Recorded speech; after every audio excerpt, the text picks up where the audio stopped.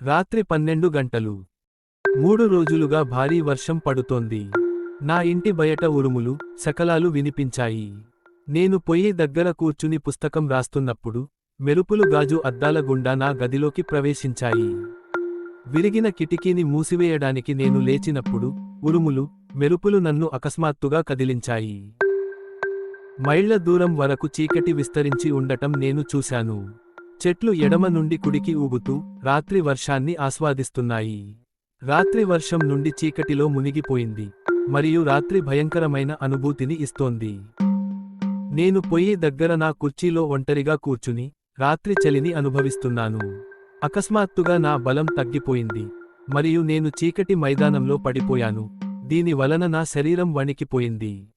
వంటగది నుండి కొవ్వొత్తి తీసుకురావడానికి నేను లేచినప్పుడు, నా కాళ్ళు కదలలేకపోయాయి.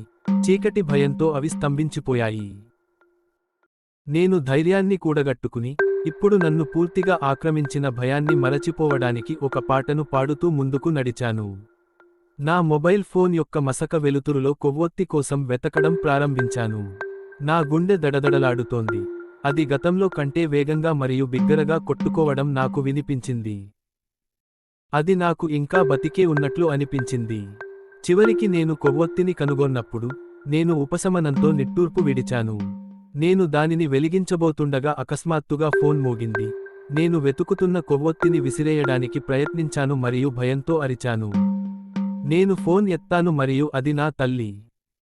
ఆమె వణుకుతున్న స్వరంతో నాతో, హలో అని చెప్పింది. నా తల్లి నన్ను, ఏమైంది అని అడిగింది. విద్యుత్ లేదని మరియు ఇక్కడ 3 రోజులుగా వర్షం పడుతోందని, గత 3 రోజులుగా నేను ఇంటి నుండి బయటకు రావడం కష్టంగా ఉందని నేను ఆమెకు చెప్పాను. నేను ఒక వ్యాపారవేత్తని మరియు ఎల్లప్పుడూ బిజీగా ఉన్నాను. నా బిజీ జీవితంతో విసిగిపోయి, నేను విరామం తీసుకొని ఊటీలో కొన్ని రోజులు గడపాలని అనుకున్నాను మరియు కొన్ని రోజులు ఉండటానికి నేను ఒక కుటీరాన్ని అద్దెకు తీసుకున్నాను. నా తల్లి ఇప్పుడు లండన్లో ఉంది. నా కోడలు తన మొదటి బిడ్డను కలిగి ఉంది, కాబట్టి ఆమె అక్కడికి వెళ్ళింది. లేకపోతే నా తల్లి ఇప్పుడు నాతో ఉండేది. ఈ సమయంలో నేను ఆమెను చాలా మిస్ అయ్యాను. నాకు ఎప్పుడూ చీకటి అంటే భయంగా ఉండేది. ఇప్పుడు ఇంకా భయంగా ఉంది. రబ్బరు కాలనీ మధ్యలో నిర్మించిన ఒక గుడిసె చాలా అందంగా డిజైన్ చేయబడింది.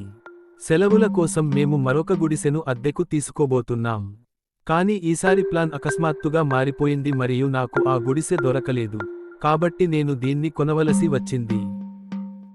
అమ్మ పిలుపు నాకు చాలా ఉపశమనం కలిగించింది మరియు నా భయం మాయమైంది. నేను నా బలాన్ని తిరిగి పొందాను. ఒక కొవ్వొత్తిని కనుగొని దానిని వెలిగించాను.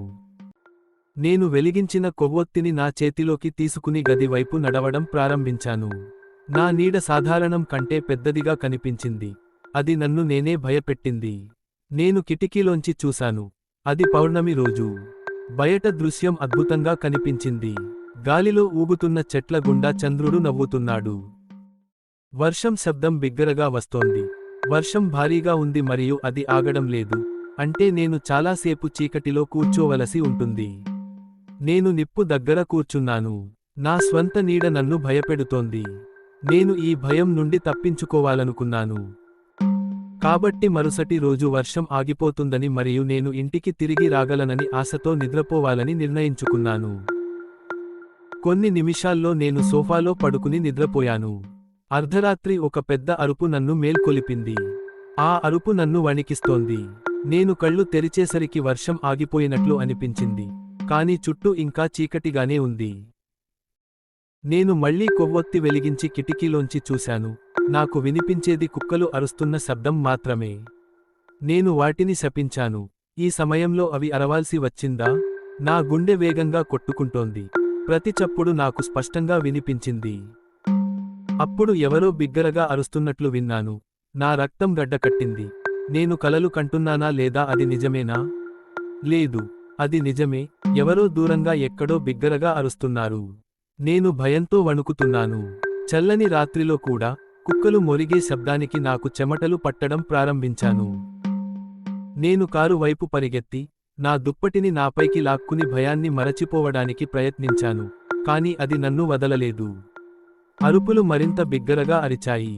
నేను వణుకుతున్నాను, మరియు నా నుదిటిపై పెద్ద చెమట పూసలు ప్రవహిస్తున్నాయి. నా గుండె ఇప్పుడు వేగంగా కొట్టుకుంటోంది. నేను అంత వేగంగా పరిగెత్తితే నా గుండె ఇప్పుడే కొట్టుకోవడం ఆగిపోతుందని నాకు అనిపించింది. నేను ధైర్యం కూడగట్టుకుని నెమ్మదిగా కిటికీ దగ్గరకు వెళ్లి కర్టెన్లను పక్కకు తీసి బయటకు చూశాను. నా గుండె కొట్టుకోవడం ఆగిపోయింది. నేను గతంలో కంటే బిగ్గరగా అరిచాను. అదే సమయంలో శక్తులు వచ్చాయి. దేవుడు నన్ను ఇలాగే వదిలేస్తే నేను భయంతో చనిపోతానేమో అని నాకు అనిపించింది. నా కిటికీ బయట ఒక స్త్రీ రక్తంతో కప్పబడి నిలబడి ఉంది. నా రక్తం గడ్డకట్టింది. నేను ఆమెను చూస్తుండగా నేను స్తంభించిపోయాను. లేదు, నేను కదలలేకపోయాను. నేను చాలా భయపడ్డాను. నా మనస్సు అలసిపోయింది.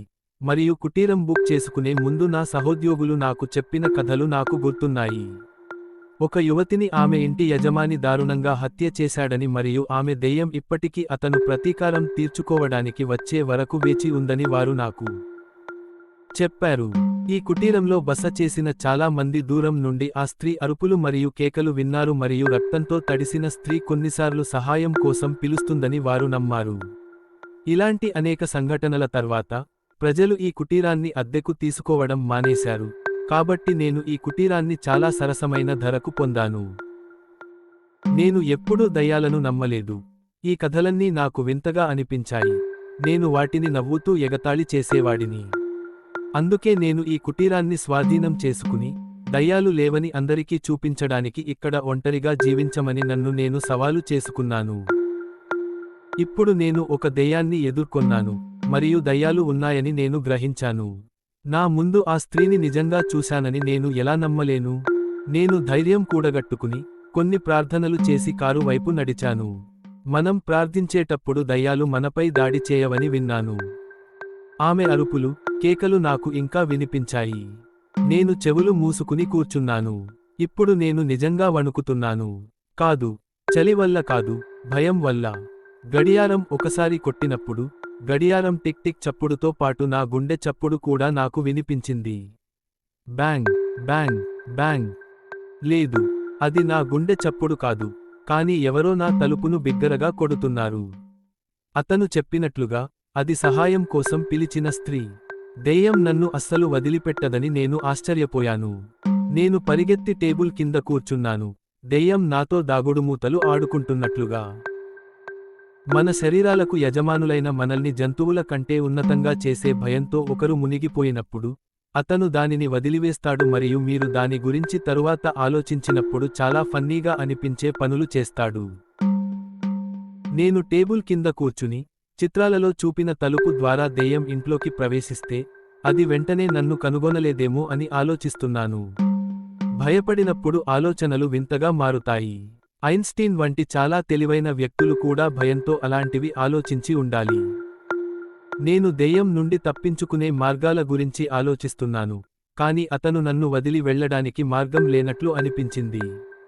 ఆ దెయ్యం గొంతు బిగ్గరగా పెరుగుతూనే ఉంది. అతను ఇంకా బయట వేచి ఉన్నాడని సూచిస్తుంది.